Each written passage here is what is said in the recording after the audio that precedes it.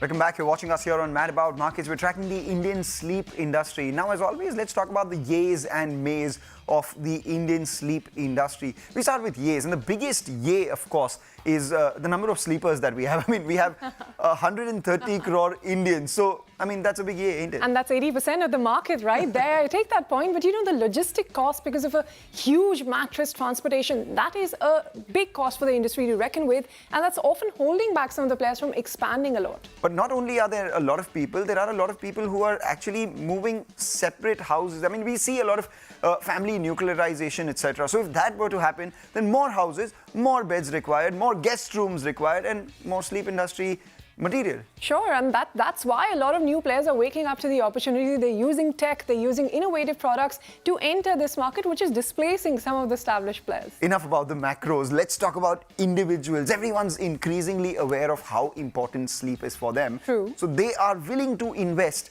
in what gives them the best sleep. But how do you arrive at the cost, right? And that is important for these manufacturers because the raw material prices, they're fluctuating wildly, especially, sorry to go back to the macros, given the current environment. Well, in that case, you differentiate your product offering. Instead of, just talking about, okay, this is the commodity that I'm giving, these are the input prices. This is my differentiated offering. My product offers the best sleep, irrespective of the price. No matter what your product is, at the end of the day, sustainability, recycling, all of that is very important to consider. And with huge mattresses, that remains a big challenge for the industry. That remains a big challenge. I take your point. But, increasingly, people are adopting to D2C, e-commerce, all the other channels, which does not require people to perhaps transport those mattresses so much from a warehouse to perhaps a store, etc. Now it's warehouse to your house directly. Well, I think we're even Steven there. So let's pose this question to the guests. Let's do that. Well, now that we've spoken about what works and doesn't work for the industry, Madhavan, to your mind, what are the biggest challenges? Is it recycling? Is it the huge transportation cost? The raw material price fluctuation? What is it? As you rightly said, recycling is a big challenge. What I mean is a customer who procures a mattresses, whether it's ours or whether it's some other brand, they utilize these mattresses for quite longer period.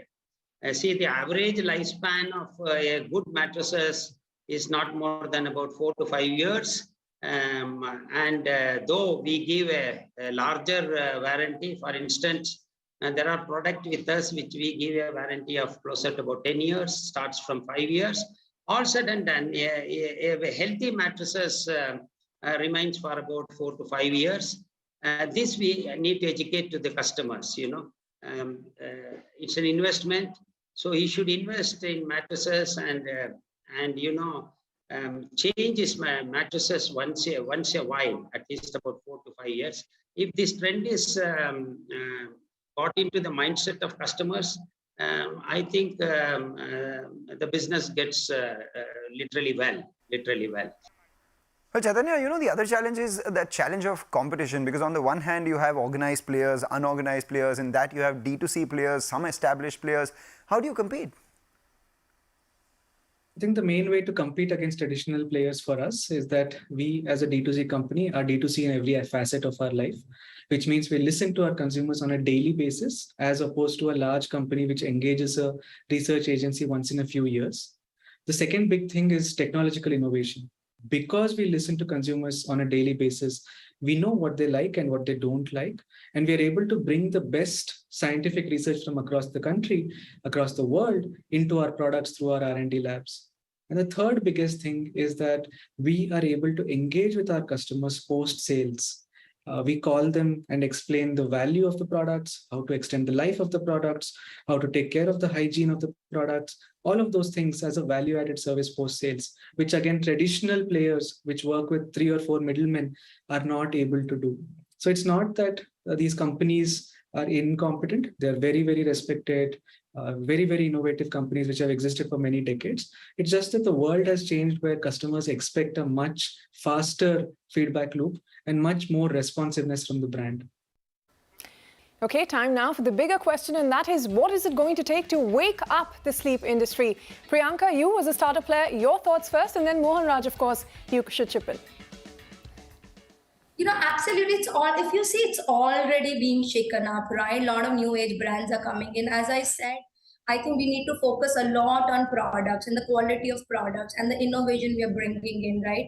We see, we are working on a lot of new products in pipeline, like sleep monitoring, like sleep tech, right? How could you have? So I think innovation is one thing which is needed to disrupt the industry. And with sleep company, we've learned in last 3 years that consumers want that. Consumers want better products, right?